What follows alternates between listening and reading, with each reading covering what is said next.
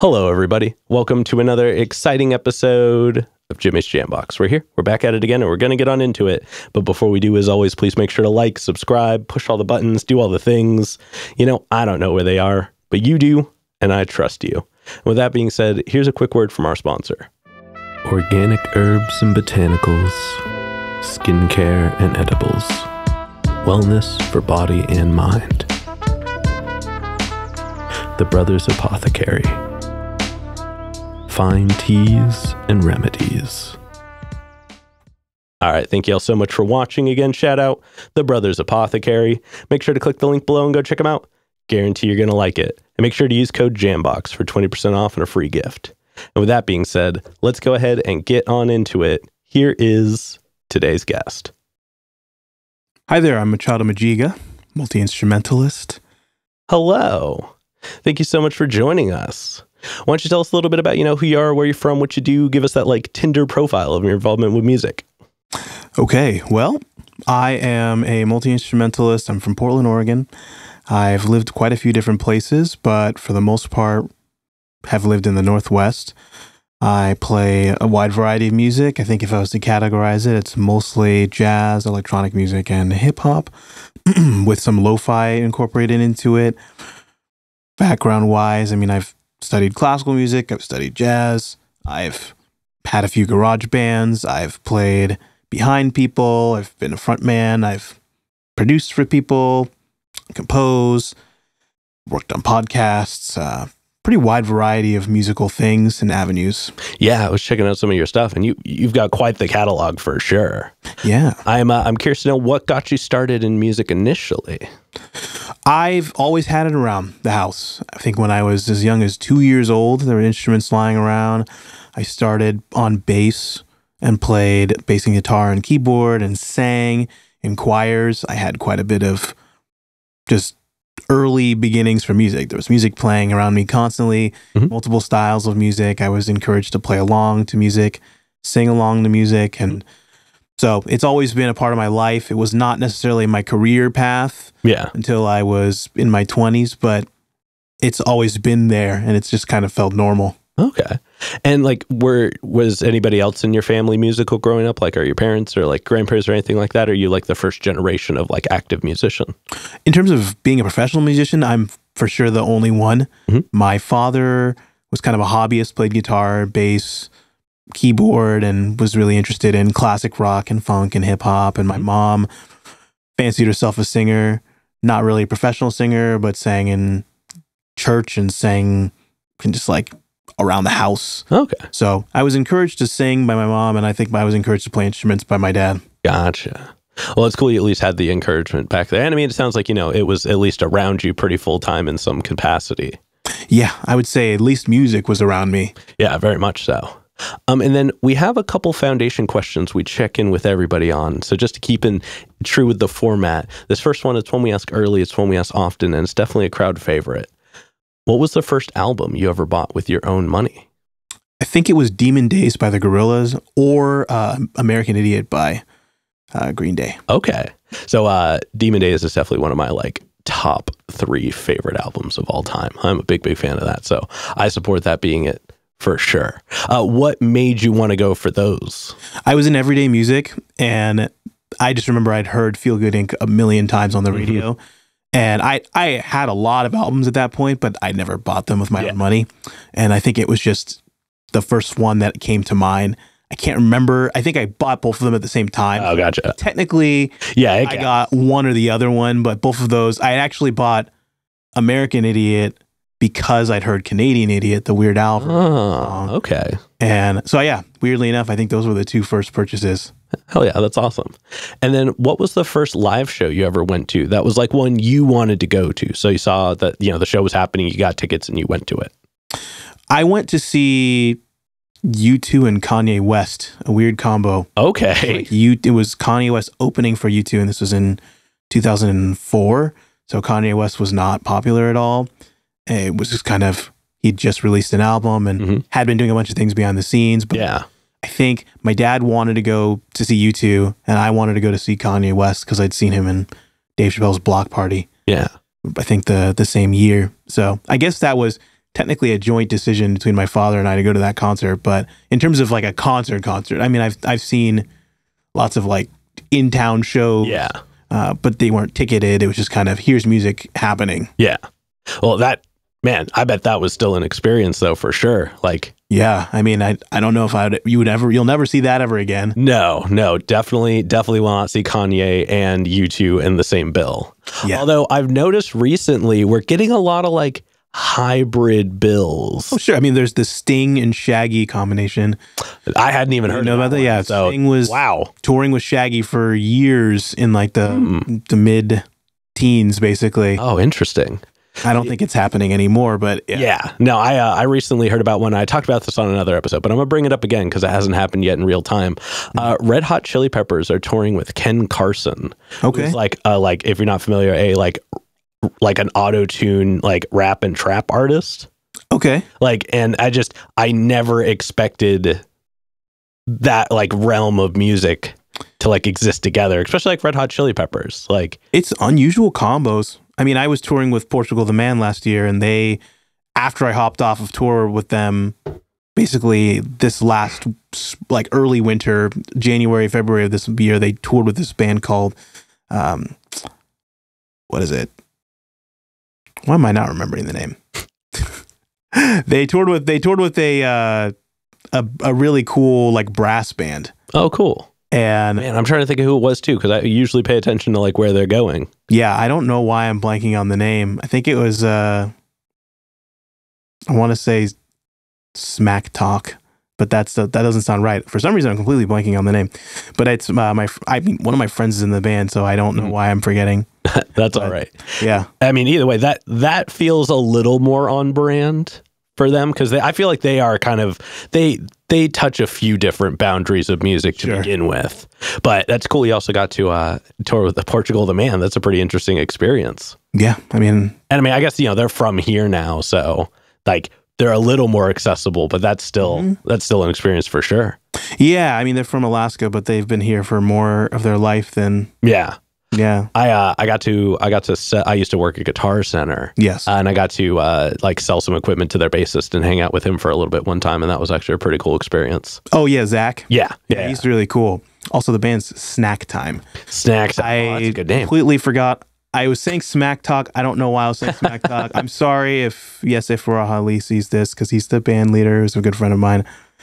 I don't know why I forgot their name, but yes, the band's called Snack Time. Man, that is a really good band name. And like you said, they've done eclectic stuff, so it's possible. Yeah. More likely to be in that round, but I mean, they have a tuba player instead of a bass player. Yeah, exactly. It's a very different setup, and I think for that band, they're pretty eclectic, but a lot of their fan base, in terms of the sheer numbers, the people who know them in general, know them for their really popular their songs from basically the last 5 years. But the people who know them from 10, 15 years ago are more likely to be interested in a group like Snack Time. Yeah, very much so. And I mean, it's good to play to a wider audience anyways. I think sometimes bringing in a different sound for like one of the other bands can be like a new audience of like people who may not have gone to you otherwise, and then they hear you live and they're like, oh, I get it now. Yeah, absolutely. I mean, they're good. They're masters of that kind of collaborating with random people. Like, I think they had A$AP Rocky on their last album, and then Ben Stiller, weirdly enough, played percussion on their album. He's in the album credits, but nobody would know that, and I think he just did it for fun. True. Just that cultural connection of, we've worked with all these random people, and there's all these things happening here. Yeah, I'm sure it was one of those, like, Ben was there, and they were like, huh? Maybe. Yeah. I mean, there are a few times on tour where it's like, oh, such and such is pulling up. This person's going to show up, and you'll say like, oh, Charlie Day's here. Oh, yeah. It's Always Sunny. He's hanging out. Or like we did a show at Hollywood Bowl, and they're like, here's Van Halen's, the guy who replaced Eddie Van Halen as like a shred guitarist in Van Halen, but oh, damn. He was just, nobody knew him by name, but he was just there ripping. Or like one of the H3 podcast editors. He came and played guitar. He's like a really cool guitarist on a random show. Yeah, man, I guess you really never know who you're going to run into. Not when you're, I guess, not when you're at that state, that status or whatever. Yeah. Hell yeah. Well, thank you for sharing some of that with us. Mm-hmm. But let's get back into talking about you a little bit more. And before we move into more of you in the current day, do you have a defining moment where you decided you wanted to take music more seriously? I mean, I guess I switched from singing, like I was a choir student in elementary school, to playing instruments. 6th grade was when I started in band, which is pretty conventional for most people. About a year into band, I decided that I was going to just spend more time working on music. It wasn't necessarily that I decided to do it professionally, but I decided I'm going to take this instrument seriously because I had actually had a broken instrument that didn't quite work properly. So I was getting frustrated with music as a 6th grader and was like, I don't think I'm going to play any instruments. But then I got a new saxophone when I was in 7th grade. And it was all of a sudden super easy, and I didn't realize that music was going to be that easy until I played. And all the instruments I'd played leading up to that point were all pretty crappy, like old cheap keyboards or a guitar where the action was way too high. And so everything was difficult. Yeah. And like when I finally started getting instruments that were a decent quality, it all of a sudden got really easy. And so I thought, I mean, it's not like it's been easy my whole life, but I thought this would be a good time to start focusing on this because it's one of the few things that I felt I could do easily as a middle schooler. I wasn't incredibly athletic, wasn't incredibly intelligent or social or anything, you know. So I was like, here's my chance to do something that I'm probably okay at. Gotcha. Well, I mean, clearly you picked at least the most seemingly right path because you're still doing it full time today. Yeah, I guess that's my funeral. Well, let's go ahead and let's dive into more of you in the present day. And we're going to get a super easy one out of the way, although I guess technically it'll be kind of an easy one. Okay. How did you pick the name? The name Machado? Yeah. I mean, usually the bit is how'd you pick the name? And then it's like, oh, well, it's just my name. Oh, okay. I assume it is just your name. It's just my name. Yeah. It's my government name. What made you choose to go with that versus like picking an alternate name or like a stage name? I've had some alternate names, like when I produce lo-fi, it's sometimes released under Gohan Blanco, and I've had a lot of band names, but in terms of my name, it's already a unique name. A lot of people do think that it's a band, which is why I was asking if that was what you were saying. Sometimes people just think it's a band name, like Hiatus Coyote, Machado Magiga. They all be here have a similar sound. Oh yeah, they are. Yeah, that's true. That'll be a fun show. And it's kind of the same thing. I guess it's just like it has a rhyme to it, or kind of it's got a cadence to it when you say it. It's alliterative, you know, it's got the same first letters and easy to remember in some ways. Not easy to remember how to pronounce for some people, but they'll remember that it was something distinct. Yeah. And so I'm fine with that. I feel like if I had a more conventional name, I might use a stage name just because I feel like it could be easier to remember and not get mistaken. Like I had a long battle to get a blue check mark on Instagram because usually you get that if you're worried that somebody will be impersonating you. But in my case, it's like very few people have my name. So it's less likely that someone would look me up on accident and that person would be monetizing a different name. So, I mean, and it can happen if you have a unique name, but they just weren't granting me that because they're like, your name's already unique. So it was almost like a good and a bad thing at the same time. Interesting. I never realized that would be like a deterrent from them allowing it to happen. It's more that you have to compel Meta to actually want to put you on the blue check mark list. Gotcha. And a lot of times it's just convincing them that you're important enough to where people would want to use your identity. And so the verification is important. Because, I mean, that's what it is. It's a verification. People don't really think about it that way. They think about it as like a clout thing. Yeah. But it's really like an identity thing. Like I could show somebody that, you mentioned like Tinder. If I match with somebody on Tinder and they're like, is that really your name? And if I show them that I have a blue check mark, it's not me being like, look, I'm successful, but it's like, this is me. I had to show them my driver's license to get this verified and my social security number and all this personal information. But it's useful because if you ever become somebody that's really successful or has to worry about that sort of thing, somebody can know for a fact that you are who you are because of that check mark. Interesting. Just fun fact. I guess. That's a cool perspective of it. Like I said, most of the time people do perceive it as the like, no, I'm verified. Yeah. And I'm not telling people that like to brag. It's more just hey, now you know this is me. Yeah. Yeah, no, that makes perfect sense. No, I dig that for sure. Thank you. Let's go ahead and let's talk about your writing style. And I feel like this is going to get a little expansive just because you do so many things. But let's focus. I guess you can kind of go through it however you would like to, but we're going to start right at the beginning. So when you get inspired, you're ready to make music, whether it be by yourself or with a band. How do you usually go about getting music started?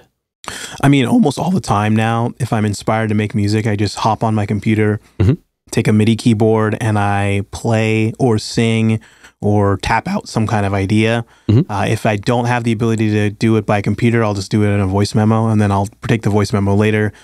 And now technology has gotten so nice that if I really needed to, I could use AI to stem out something that I played on an instrument and then put it into MIDI. And then I like using things, I don't know if much of this audience even knows what MIDI is, but essentially moving around notes in digital format, because it allows me to change the notes, it allows me to change the rhythms, how hard or soft the notes are hitting, all that stuff, and it allows me to organize. I feel like I'm much better at organizing ideas than coming up with them.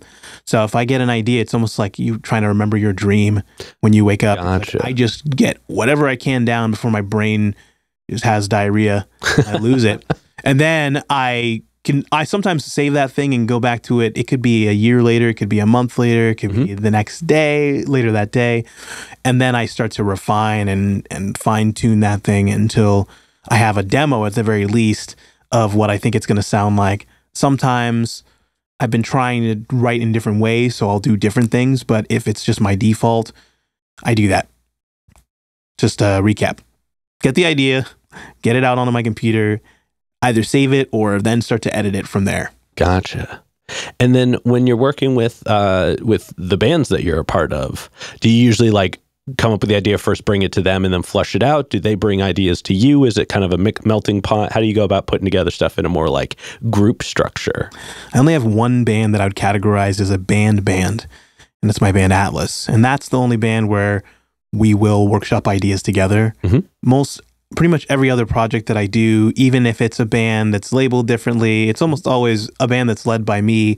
So I bring music to them in complete form, usually more complete than probably most people, because I usually have a fully produced track with all the instruments and all the parts, and usually have sheet music for those people if it's music that's requires sheet music. Yeah. If they're learning it by ear, then at the very least, I'm like, this is the exact form of the song. I've produced and made everything mixed and mastered to as high of quality as I can capably do. Sometimes there's placeholders where I'm like, I haven't done the mix or master, but at the very least, they have all the parts and they have the form and structure and everything. Gotcha. So it's not like I'm telling people you have to do these things. There's open-ended aspects of it. Yeah. But I very much like to give people too much information. Yeah, and then let them kind of filter from it. Exactly. Gotcha. I dig that. That's definitely handy to have on a lot of instances. And also I think it's cool to have like a good idea for like, especially if you're bringing it to somebody for them to play the part of, to have like that full perspective. Do you mainly do drums in all of your projects? Yeah, pretty much. I feel like I don't have a single project where I'm not playing drums as the main instrument, aside from when I do solo shows. And even then it's not always drums, but it often is me playing drums or keyboard or saxophone occasionally. Gotcha. And then when you get a track finished writing, so, it doesn't have to be like released in process per se, but once you've finished writing it, how long does it usually take you to get comfortable to the point where you can perform it?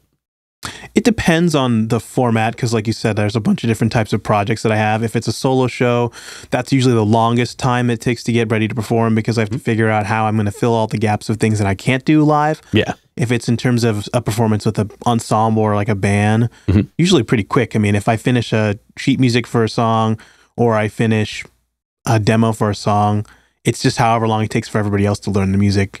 Usually I'm pretty much 75 to 100% there. Fair. Yeah, by the time you got it all pressed down, because you've like written it and everything. Sometimes no, though, too, because like with the drum stuff, I produce using drums that I've played by hand, but I play them usually on a MIDI keyboard. So I'm playing them with my fingers, not with my hands. Gotcha. So sometimes I have to put together the vocabulary to play something on drums, and sometimes it's too hard for me to play on drums. So maybe I'll just have the drum part be what's happening if I'm doing a solo show and play the keyboard part because it's easier. Gotcha. And that makes sense, because I was checking out some of your stuff and there's definitely a handful of moments where it's like some very like I guess, intense drumming, for the lack of like wanting to describe it like genreically. But like, there's a lot of moments where it's like, oh man, if he's like actually playing this on drums, that is nuts. I mean, it's not really a huge, it's not, I don't consider this a secret to other people, but a lot of the drums in my music, I record at slower tempos and speed up. Oh, interesting. Just because even if I can play at the tempo of the song, yeah, I can play much more accurately slower. And I mean, I teach a lot of music, and I'm always telling students to just play something at a tempo where you can play it perfectly. Yep. And the level of nuance that you can get when you play something at a speed like that is cool, because for me, I'll do that and then I'll learn how to play it on drums. That's what I was going to say. Speed, yeah. And I get better in the process because I'm doing things that I could not think of at the full speed sometimes. It's not a lot. Sometimes it's maybe 10% slower or 20%, but that can make a huge difference. Oh, definitely. So, and I think even like once you have it at the pace that you could play it the cleanest at and then sped up, you can just practice along to it at that speed. Exactly. And like you're following along to be like, oh, that's how that little nuance would sound at this speed anyways. And I record a ton of music slowed down for that reason, even on keyboard and on saxophone, just because it stops you from what a lot of people struggle with when they're writing music is if they want to get a recording of that music to demo, to send to people, they have to learn how to play the parts at tempo. And for me, I think if I just slow everything down and do it in slow-mo and do it all MIDI, I can speed it up and I can get somebody a recording in a day. I mean, we were just talking before we recorded about how like you are able to turn these episodes on really quickly. And for me, quick turnaround time is useful for not only having people learn things, but for me being able to practice things myself and feel more prepared about what I'm doing. So. And it's easier to do that if you just kind of make things as easy and accessible as possible. Yeah, no, I love that. And then looking back on, I guess we're halfway through this year. So let's go between now and the beginning of last year. Okay. In that time, how do you feel your process has either changed or solidified? I mean, I'm constantly refining my workflow. I think I've started doing some things that I didn't do before. I've just been throwing more darts at the dartboard, creatively working with more people. I wasn't doing a ton of collabs for about 2 years. Now I'm starting to do a bunch of projects for people, tracking for people. And then my concept has changed a little bit because now I am all about just capturing an idea as lucidly as I can. Like, can I get something from my brain onto the paper or into a computer, into Logic or Ableton or whatever, and then I'll refine later. So now I feel like I just have tons of stuff that's half finished, three-quarters finished, but I am always going back and topping it up, figuring it out, and then going, okay, this is going to be released as this. And that allows me to think in a less linear way. Like now I have releases that I want to put out a year from now, a release that I want to put out at the end of the summer, things that are fully complete, things that are just still developing, not quite where they need to be. I guess I'm just allowing myself to be less organized in a way that makes me more organized. Gotcha. I like that. That's really cool. And I guess it's cool that you've been kind of stockpiling stuff for so long now that now you can just start pulling it out and baking it instead of having to be like, I need to think of an idea. Yeah, and I like having starters. It's always good to, I mean, as I mentioned, I'm a better editor, I think, than I am somebody who can just pull something out of thin air. Yeah. So even just having a bunch of starter ideas, whatever I can do to create some templates or things that I can work through, that makes me way easier for me to do things. It's almost like, I almost think of it like doing chores. It's like if you do some prep work or you do a couple things here and then you do a couple things there, it's easier than going into a house that's a mess and having to do everything at once. It's like, oh, maybe I'm going to do my laundry twice a month instead of once every 6 months, and it's like 20 things or whatever it is. That's kind of how I think about my workflow now, is just chipping away at things piece by piece and then like not overwhelming myself bandwidth wise. Gotcha. That makes sense. And I guess, now let's dig into a little bit more of the technical sides of things. What are some of the, like, what's your main DAW? What are some of the like main equipment pieces that you use? What's some of the stuff you use to like make the music? Pretty much all the music I make is on a MacBook Pro M2 Max. Okay. In Logic, I have a Yamaha Reface CP MIDI keyboard. Well, it's a keyboard that has MIDI functionality. Yeah. I love the Reface CP. Yeah. It's like, I regret selling that one more than almost any keyboard I've ever had. And they're harder to find now. I think those three pieces of equipment, the one software and those two pieces of equipment account for 90% of all the music that I make now. Wow. I very rarely actually play instruments into, like, even the stuff that sounds acoustic, it's almost all MIDI, and it's almost all just being played on the Reface. And the only reason I play the Reface is because my room is incredibly small, and that's where I make most of my music. I can't fit a full keyboard next to my computer. No, I fully understand that. I got tired of having to get up, go to my keyboard, and then hit record, and then go back. So now I just record everything in the place where a QWERTY keyboard would normally go. I just slid my CP Reface in there, and that's how most of my stuff is recorded. I mean, I don't know. I can't even get much more technical than that, because I feel like that's really all I use is just Logic, some random plugins that I like to use, and then my Reface CP. And if I am recording live drums, sometimes I'll go to a friend's studio to track them, but if I'm tracking anything else, vocals or saxophone or anything, it's all in my room on a setup that's probably less complex than this show, actually. I can imagine that. I have one mic. A little obnoxious for sure. It's cool. You got all kinds of thingamabobs and doohickeys in here. Oh, thank you. What mic do you use?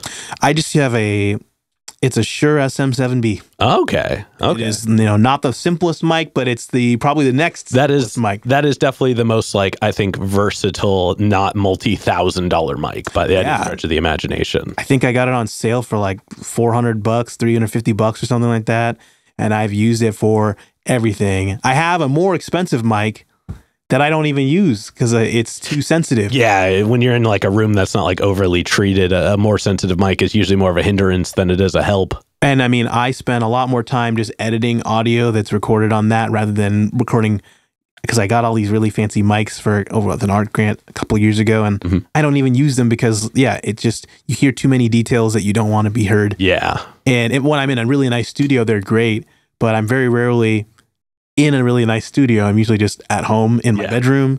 So yeah, I mean, I guess that's the only thing I use other than my CP Reface. It's just that. And then I have a really simple, literally like a cheap student drum kit that sits in my room, like a mini kit. Oh, okay. That I put just towels over, and it's just really nice and controlled, and it works. It works for most of my recordings. If I'm doing drums, if I do have to have acoustic drums, they're usually coming through that producer kit setup. Oh, okay. And then I always do MIDI key bass instead of real bass, and because I'm better at keyboard than I am at bass, and then I don't really do any other instruments. I think that's pretty much, it covers all my bases. Damn. Like, well, I mean, pieces of gear. Definitely a small but mighty setup for sure. I mean, yeah, certainly. Like I have a lot of plugins, and I've like learned a lot about how to work. I feel like I don't have any experience working with actual outboard gear or like mixing with analog equipment, but I know how to work my setup. We were talking before this too about how, like, how your setup works for this show. I know how my setup works for making the music that I do. I have 20 albums out, and almost all those albums, except for I think like 4 of them, were made pretty much in the same. I had a different computer before, but pretty much the same format. Just me making stuff on my own and trying to cover as many parts as I can. Man, that's awesome. And I mean, they're definitely, I mean, nowadays, I think that whole ability to like make something with next to nothing is kind of the appeal of it all. I mean, like you look at like Mark Ribier, who like that man just has a keyboard and an RC505 and a microphone. And I guess like 18 fruit-shaped percussions. Yeah, and he can do so much with just that setup. Yeah, that might be like him and Reggie Watts, I think, are my 2 favorite, like, do something with nothings. Yeah. But yeah, that is definitely kind of a strength of today that I think wasn't even an option to consider like 10 years ago, kind of thing. Well, now you can also just use, I mean, one of my friends will sometimes even just record into his phone. Like, you've got Koala if you have an iOS. Same thing if you're using a tablet. There's all kinds. I mean, now Logic is on iOS too, or you can get it on a tablet, the iOS tablet. It's kind of cool. Like, you don't even need any instruments at all. Everything could be virtual on a phone or on a tablet. Very much so. Cool. Not to say that everybody should do that, and sometimes it's nice to have some analog equipment to touch and mess around with. Yeah. But I feel like I have an analog synth and I have real drums, but I almost always use just stuff in the DAW because it's not only convenient, but I have so much more control over it. Yeah, it's very malleable. Yeah. And have you ever used any of the like sound to MIDI functions in Logic? Yeah, I use them all the time. I'm one of the only people that I know who uses them regularly, but I do this thing now where I scat into into a microphone, and then I use audio to MIDI, and then I convert the MIDI into like doing sound design for synths and other various instruments, and that's how I often record solos. I feel like I can scat a better solo than I can play on saxophone or guitar or any other instrument. So I do that all the time too, and I've been using the audio to MIDI too for drums sometimes. It's more useful, I think, for people who don't play real drums. Yeah. Like for me, I feel like in this particular case, I can play key drums better than I can do audio to MIDI, but I can do audio to MIDI better than I can play piano or even saxophone, which is an instrument that I know a lot better. So it's certainly a really useful function. Yeah, very much so. And I mean, just based off of like all the other things you had said, I was curious if that was kind of a thing in your repertoire, because that is something that I don't hear a lot of people using either. But it's a really powerful function, especially for, like you said, for using for like those moments where you're like, I have this idea, but it would take me, so long to like flush it out by playing it versus just doing it. And now actually, I mean, Spotify has this thing called basic pitch, which is another thing that I don't know a lot of people know about, but it's basically audio to MIDI. It's free and it's online, so you don't even need Logic for it. You just need to drop a recording into it, and it will stem out your audio into a MIDI, and then you can drop the MIDI into any DAW or anything. And so I've been using it lately for things where, like I said, or like we were talking about, I just recorded an improvisation or something random. I'm just dinking around at a piano, and I don't want to take the time to learn what I just played. So I'll just have it recorded into MIDI and then drop it into a DAW, quantize it, and move things around as necessary to be like, this isn't exactly how I want it to sound, but this is really close. And now I can actually start to think more consciously about what I just played. Rather than having to be like, how do I play this? Because I used to make all these videos of me playing piano, but I'm not very good at piano relative to other instruments. So I'd practice for hours just to be able to play this like 30-second clip. Yeah. And now I'll just record the 30-second clip and throw it into basic pitch or throw it into neural note or like there's a bunch of plugins that do this. It'll just transcribe it and put it into MIDI. And then I'll just go to the piano roll and just go, these are the notes that I played. Yep. And then I know I have a strong enough sense of rhythm to where I can figure out the things that are different from the recording and from what I want to hear. And I can then just get like, okay, and now in the world of MIDI, you can be like, I'm going to transport this into sheet music and give the sheet music to somebody after a little bit of editing. Damn. So we're in like a renaissance of technological, like the fact of composing now as an idea, like writing a song. You can do so many things to get ideas for songs and so many things to edit and come up with and refine those ideas. Yeah, very much so. Well, thank you. Thank you for sharing that. That is actually a really cool piece of information. Of course. Yeah, I'll definitely write that down if you didn't catch it the first time. Zoom back a little bit. But let's get back into the general formatting of questions. And I've got one more one in this main portion before we move on to more of the next bit, which is all hypothetical questions. Okay. This is probably the densest one in the interview. Okay. When it's just you and the music, one-on-one, what does music give back to you? Music to me is creativity and it's lucidity. Like I try to make music be the closest thing to what my mind's eye is to anything else. Like a lot of people have a different medium for that. Maybe you're really good at writing lyrics or just writing poetry, or you're a really good visual artist.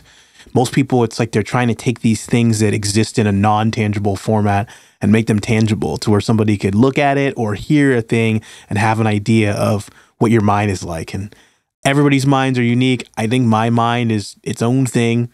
And I'm not necessarily trying to prove anything by writing music other than just, this is kind of what things sound like in my head. If you were to put a stethoscope to my chest, maybe you'll hear my heartbeat. If you were to put a DAW in front of me, then you're hearing my mental or like my brain waves, essentially. So I guess to piggyback or to kind of go off of what you were saying, I find that my music is just an extension of my consciousness, or try to make it that. I'm not really trying to make music to entertain people as much as I am to just try and understand why my brain is the way that it is. And a lot of times my music manifests in a bunch of different ways because of that. It's just like whatever I'm thinking at the time, I want to pursue that to the like most detailed degree that I can without hitting that saturation point of I've over edited myself and I'm not sure if it needs to come out. It's like I just put music out once I feel like it represents whatever I was thinking of at that time. Gotcha. Man, that's a really powerful approach to it. Thank you for sharing that. You're welcome. And I guess actually before we move into it, You do have a lot of music out. Yeah. How do you find it so easy to put out so much music? Because there are a lot of people that they're like, oh, I never want to put anything out because I never know when it's ready. Like, like you said, you have 20 albums. I was trying to go through your Bandcamp just to be able to pick out things to make notes on, and there's just so much. Yeah. How do you just decide to release so much music? I think it's easier once you've done it a certain amount of time. I think there's I tell people this all the time. There's a threshold that you have to cross where you finally have enough music released to where you don't care as much about what people think about one particular project. My first record came out 10 years ago, and I was super worried that people were not going to like it, or that people weren't going to think it's good. I had nothing else to stand on. It was the only thing that I had to stand on, and I think for most people, they feel an incredible amount of pressure releasing music for the first time. And then each subsequent release, it's kind of like that pressure is relieved. I think after I hit 6 or 7 albums, I was like, if I put something out and people don't like it at this point, they can still check out all this other stuff that I'm proud of and happy about. And even if I'm not happy about it anymore, people can check out what I've put out recently. There's enough to where if somebody gets turned off by a particular thing that you release, it's not the only thing that defines you. But for most people, they have to cross that threshold. I think, I have 20 albums, 14 EPs, and 16 singles. It's the last time I counted. Yeah. And I think even releasing a single, even if you're releasing a single and it's not nearly as long and it's not as much content as an album, the idea, over the pandemic, I was I'm going to release something every single month. And I did for a whole year. But it wasn't always an album. It was maybe this is an EP, maybe this is a single, maybe this is a couple of songs. Yeah. But the idea of releasing regularly and forcing myself to do it, I think actually half of my discography is just from the last 4 years. I had released way less when I was younger. Yeah. But just getting in the mindset of even now, it's I now endeavor to release 3 albums a year. And I've been keeping that up. It's not it's not been hard for me because I'm no longer over concerned about any release. I put a lot of energy and time into each release, and I still feel connected to whether people listen to it or enjoy it. But it doesn't define who I am because I have so many albums. And like you said, you're constantly referring or alluding to the fact that it's you've got all these different releases. So clear your answers may be complex, or maybe you have multiple things to talk about. And I think the benefit of that is exactly that people will grab on or latch on to different things that I've released. And even if they hate one release, maybe they'll find something they like, and they also won't judge it solely based off of that because they know that I have such a high quantity of releases. If I only had one album, then all the judgment rests on that one album. And I feel that the same thing applies to most musicians. Just most people only have a couple albums. Yeah. Gotcha. Well, thank you for sharing that. That's a really cool perspective. But now let's go ahead and let's move on to some hypothetical questions. Of course. And for these, sky's the limits. The questions are all made up, so the answers are allowed to be as well. But this first one is pretty straightforward. If you could work with any one person, the only requirement is they have to be alive. Who would you want to work with, and how would you want to work with them? I would want to work with Robert Glasper because he's just one of my favorite musicians. It'd be fun to play with him. It'd be fun to produce. He does film score work. He's just a good personality. Not necessarily a person that I think is better or worse than any other musician that I like or would want to work with, but just I think because I've listened to so much of his music and I feel like I have my own understanding of it, it'd be interesting to see how I fit in what context I fit in. Would I be most useful as somebody playing live, or would I be more useful as somebody who's recording, and what would it be like to just be a part of that process? Yeah. No, that's a really cool answer. And then subsequently, who's a local artist that you're aware of that you haven't gotten to connect with yet, but you would like to? Ooh, well, I guess I very briefly met Gabriel Kahane a month ago, and he's a great songwriter. And I guess this doesn't quite count because I did work with him for an hour. We just kind of got together and talked, and I recorded a song for him for an hour. But I think it'd be cool to work with him more in terms of people who I've never ever recorded with or worked with. I'm not really sure. I feel like you kind of worked with a lot of people. Anytime I have that thought, I'm immediately trying to work with that person. So I don't really know. I mean, I haven't met that person yet. Fair enough. Well, everybody, at whoever you think would be a cool person for them to work with. And then for this next one, like I said before, sky's the limits, and it's pretty literal in this sense. But if you could perform anywhere in the world, and you wouldn't have to worry about crowd access or building stability or power, it was guaranteed the best lineup, guaranteed the best show, and it doesn't have to be a venue. It can be anywhere. Where would you want to perform? Vatican City, in front of the Pope. Okay. I mean, I just feel like it'd be like a... Who else is doing that, you know? Yeah. I don't think, especially if you're talking there's no other restrictions, it's like it's a place where there are restrictions. Yeah. So if somehow I could circumvent all that and perform, it's not even like I want to play for the Pope. It would mostly just be I played in this place that most people aren't even allowed to be. Yeah. And probably for an audience of people who probably didn't even care. They couldn't give they couldn't give two licks about my music, but it would be just fun to say. I feel like performing somewhere, even if it's not there, somewhere where I just have a story. Yeah. The performance that'd probably be my choice. No, that's a really cool answer. And you just had that ready. That's really cool. And then to wrap up the hypothetical questions, if you could get one more album from anybody, they could be alive, they could be dead, they could have not put out an album in 100 years, they could have put out an album yesterday. Who would you want another album from? Jay Dilla. Okay. Yeah. Damn. No-brainer. Damn, that is... I am so surprised I haven't gotten that answer before. Really? Yeah. Yeah. That's the easiest one. Oh my God, that's such a good answer. Yeah. I know it would be great no matter what. Yeah. Man, I wonder what his music would sound like now. Well, and that's why I think that's what I was thinking. It was like, imagine if he had not died and was still making music steadily for the last 20 years. Yeah, imagine what, like, because he had always been kind of the mind of like, yes, there is more technology out, but I know my tools so well. Yeah. Like from that time to now, he would have adopted some other things, or like his process would have changed somehow, but it would have revolutionized production probably for the greater good in total. But man, that is such a good answer. He also would have worked with and met so many more people in the last, because I mean, he died 20 years ago. Yeah. So I mean, in the last 20 years, he would have met and performed with probably such an interesting, like his albums always have great features on them. So I'm sure if he put another album out, it would not only be some of the best production technique that you've heard, but it would be with a bunch of people that maybe you wouldn't expect. Like maybe he's the one playing with Celine Dion or something, you know, like oh my God, really I would have loved that. super random guest artists, but I'm sure he would start to get creative with it. Yeah, man, his version of Song Machines. But okay, I'll run away with that idea forever. Hold it close. Yeah, no, that is such a good answer. Thank you. But with that being said, we are going to go ahead and start wrapping this up.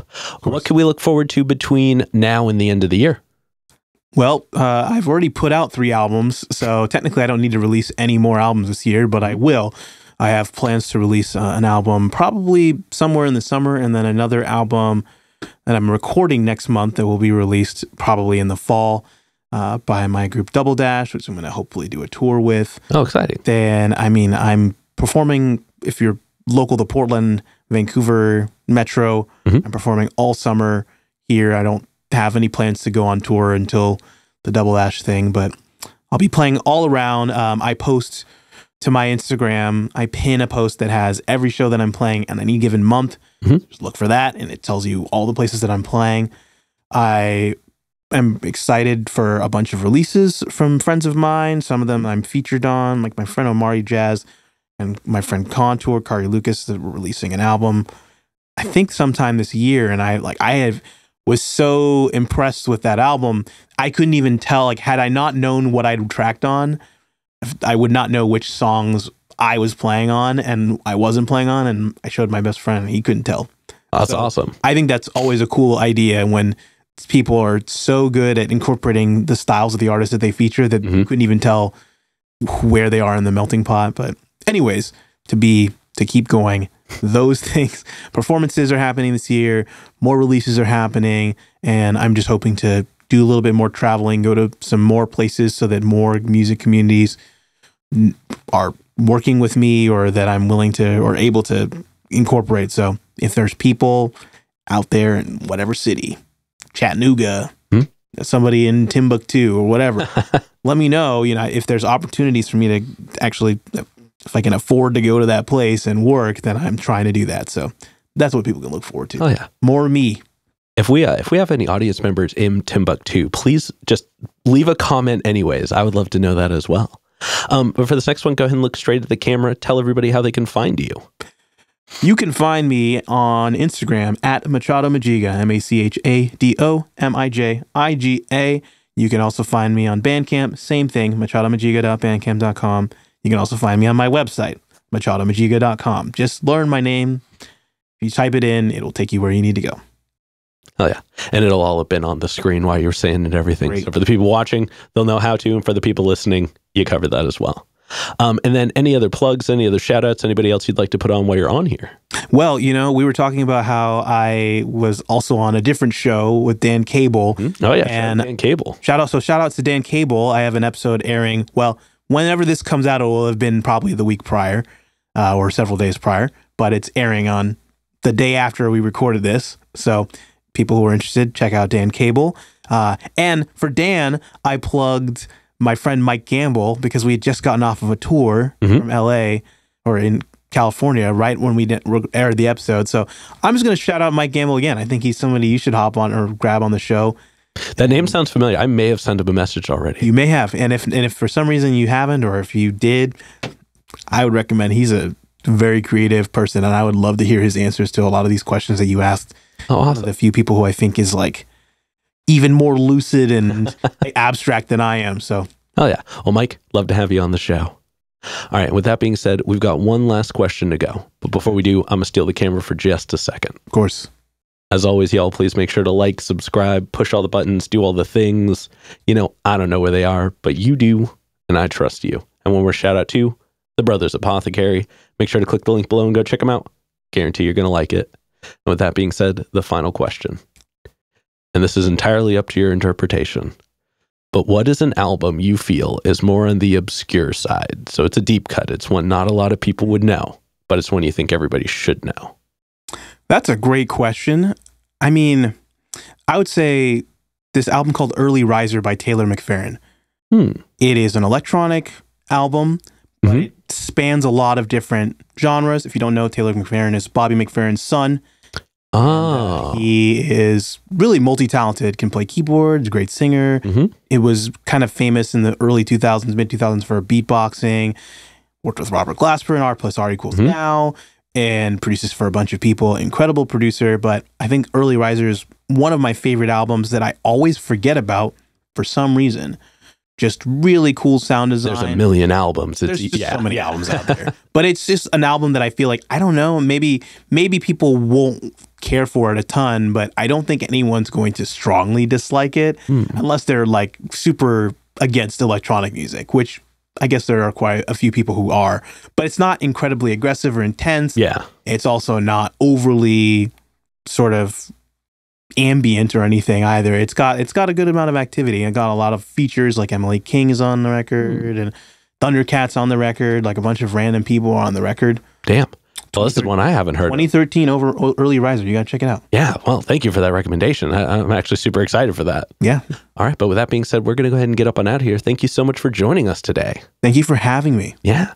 And this has been another exciting episode of Jimmy's Jambox. I'm Jimmy. I'm Machado. And we're signing off. Later, y'all. That's a wrap. This is not a podcast.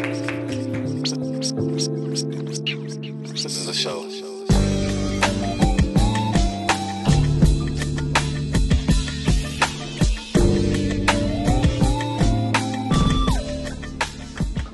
Keep jamming.